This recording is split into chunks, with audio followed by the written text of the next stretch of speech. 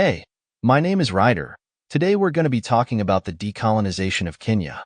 First, let's get some context here. Decolonization is leaving a certain colony to become your own country. It is essentially the action or process of a state withdrawing from a former colony, leaving it independent. Now, how and by whom did Kenya even start to get colonized? Kenya was colonized by the British. British settlers, who came to Kenya because of its resources and comfortable climate, forced indigenous farmers and herders onto infertile land, or made them work on European-owned farms and plantations. It was under colonial rule for 62 years, from 1901 to 1963. It wasn't long until Kenya had enough of this and started their decolonization, and you can't have that without a leader. Some guy named Jomo Kenyatta CGH was one of the main leaders in the movement for independence. He was a Kenyan anti-colonial activist and politician who governed Kenya as its prime minister from 1963 to 1964. He was also their first president from 1964 to his death in 1978.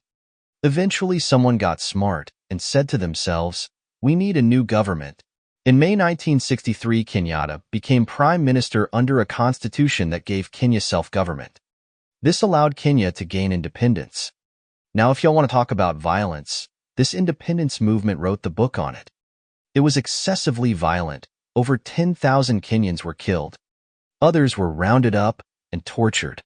Another drag was that it took Kenya from 1900 to 1960 to gain its independence from the British. I don't know about y'all, but that's too long for me.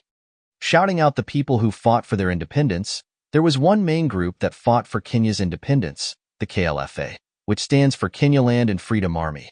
This group was made up of Meru and Embu fighters. This group, along with many other Kenyans fighting for their country, even Kenyatta, led to Kenya winning their independence on December 12, 1963, a date they celebrate annually.